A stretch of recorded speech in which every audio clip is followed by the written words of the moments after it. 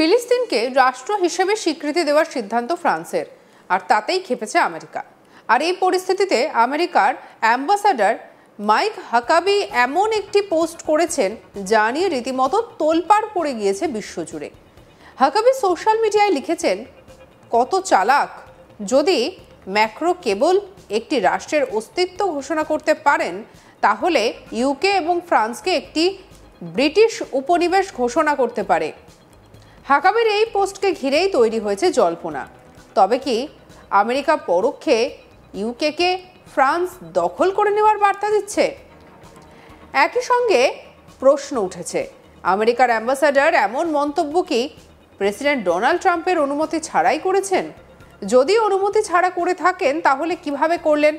আর যদি ট্রাম্পের অনুমতিতেই করে থাকেন তাহলে প্রশ্ন উঠছে, ট্রাম্প কি কোনো বড় ছক কষছেন? হাকাবি আরও একটি পোস্টে লিখেছেন, ফিলিস্তিনি রাষ্ট্রের বিষয়ে ম্যাক্রোর একতরফা ঘোষণাতে বলা হয়নি যে এটি কোথায় থাকবে। আমি এখন একচেটিয়াভাবে প্রকাশ করতে পারি যে ফ্রান্স ফরাসি রিভেরা প্রদান করবে এবং নতুন জাতিটির নাম হবে ফ্রান্স এনস্টাইন। আর এদিকে কানাডার প্রধানমন্ত্রী মার্ক কার্নি জানিয়েছেন, চলতি বছরের সেপ্টেম্বরে ফিলিস্তিনকে রাষ্ট্র হিসেবে স্বীকৃতি দেওয়ার পরিকল্পনা করা হচ্ছে।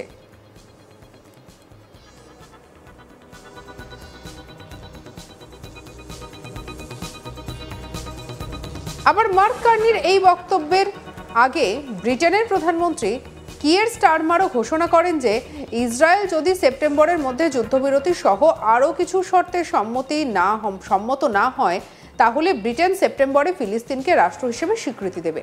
আর ফ্রান্স তো আগেই স্বীকৃতি দেওয়ার সিদ্ধান্ত নিয়েছে।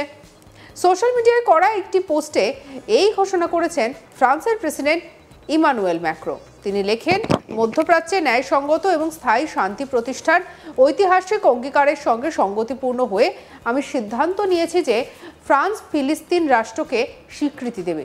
আমি আগামী সেপ্টেম্বরে জাতিসংঘের সাধারণ পরিষদের সামনে এই ঘোষণা করব।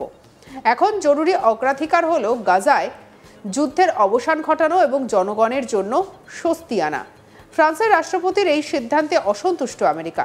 গাজায় ক্রমবর্ধমান মানবিক সংকট এবং ইসরায়েলি সামরিক বাহিনীর আগ্রাসী পদক্ষেপের ফলে সৃষ্ট ভয়াবহ পরিস্থিতি নিয়ে আন্তর্জাতিক উদ্বেগের আবহে ফ্রান্সের এই ঘোষণা যথেষ্ট তাৎপর্যপূর্ণ বলেই মনে করা হচ্ছে।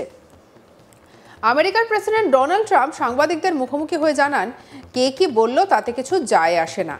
কি বলছেন ডোনাল্ড ট্রাম্প, শুনবো। For France to say that they would recognize the Palestinian state. Macron said that yesterday. Look, he's a different kind of a guy. He's okay. He's a team player, pretty much. But here's the good news: what he says doesn't matter. You know, it's not going to change it. Well, he made a statement. France, Macron. His statement doesn't carry any weight. He's a very good guy. I like him, but that statement doesn't carry weight.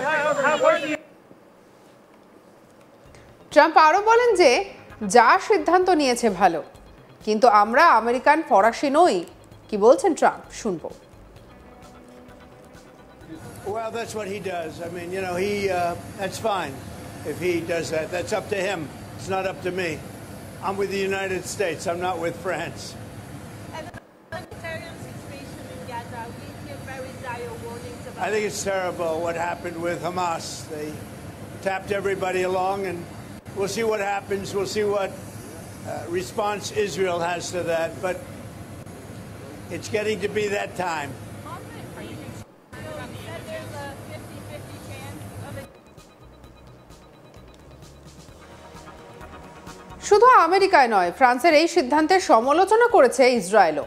সে দেশের প্রধানমন্ত্রী Benjamin Netanyahu এই সিদ্ধান্তকে সন্ত্রাসবাদকে পুরস্কৃত করার সঙ্গে তুলনা করেছেন।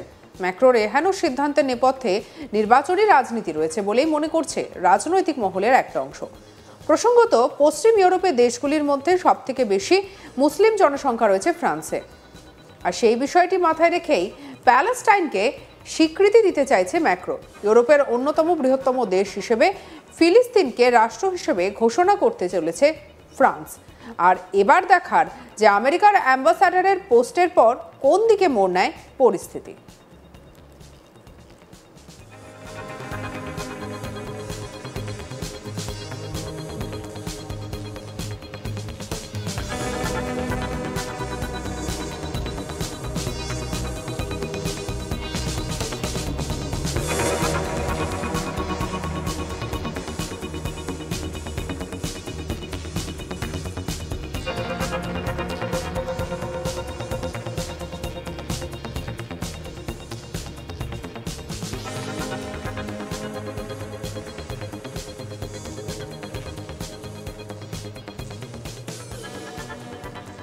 ফিলিস্তিনকে রাষ্ট্র হিসেবে স্বীকৃতি দেওয়ার সিদ্ধান্ত ফ্রান্সের, আর তাতেই ক্ষেপেছে আমেরিকা। আর এই পরিস্থিতিতে আমেরিকার অ্যাম্বাসাডার মাইক হাকাবি এমন একটি পোস্ট করেছেন যা নিয়ে রীতিমতো তোলপাড় পড়ে গিয়েছে গোটা বিশ্বজুড়ে।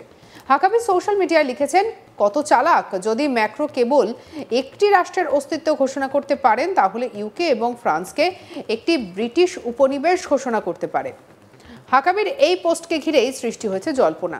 তবে কি আমেরিকা পরোক্ষে ইউকে ফ্রান্স দখল করে নেওয়ার বার্তা দিচ্ছে?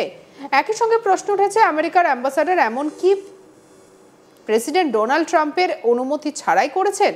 যদি অনুমতি ছাড়া করে থাকেন তাহলে কিভাবে করলেন? আর যদি ট্রাম্পের অনুমতিতেই করে থাকেন তাহলে প্রশ্ন উঠছে, ট্রাম্প কি কোনো বড় ছক কষছেন?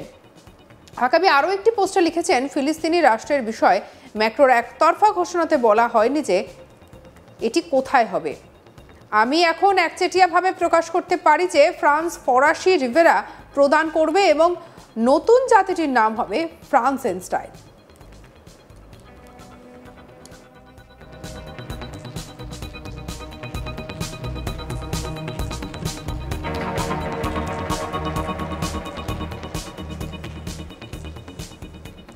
এদিকে কানাডার প্রধানমন্ত্রী মার্ক কার্নি জানিয়েছেন, চলতি বছরের সেপ্টেম্বরেই ফিলিস্তিনকে রাষ্ট্র হিসেবে স্বীকৃতি দেওয়ার পরিকল্পনা করা হচ্ছে। আবার মার্ক কার্নির এই বক্তব্যের আগে ব্রিটেনের প্রধানমন্ত্রী কিয়ার স্টারমারও ঘোষণা করেন যে ইসরায়েল যদি সেপ্টেম্বরের মধ্যে যুদ্ধবিরতি সহ আরও কিছু শর্তে সম্মত না হয় তাহলে ব্রিটেন সেপ্টেম্বরে ফিলিস্তিনকে রাষ্ট্র হিসেবে স্বীকৃতি দেবে। আর ফ্রান্স তো আগেই স্বীকৃতি দেওয়ার সিদ্ধান্ত নিয়েছে। সোশ্যাল মিডিয়ায় করা একটি পোস্টে এই ঘোষণা করেছেন ফ্রান্সের প্রেসিডেন্ট ইমানুয়েল ম্যাক্রো। তিনি লেখেন, মধ্যপ্রাচ্যে ন্যায়সঙ্গত এবং স্থায়ী শান্তি প্রতিষ্ঠার ঐতিহাসিক অঙ্গীকারের সঙ্গে সঙ্গতিপূর্ণ হয়ে আমি সিদ্ধান্ত নিয়েছি যে ফ্রান্স ফিলিস্তিনকে রাষ্ট্রকে স্বীকৃতি দেবে।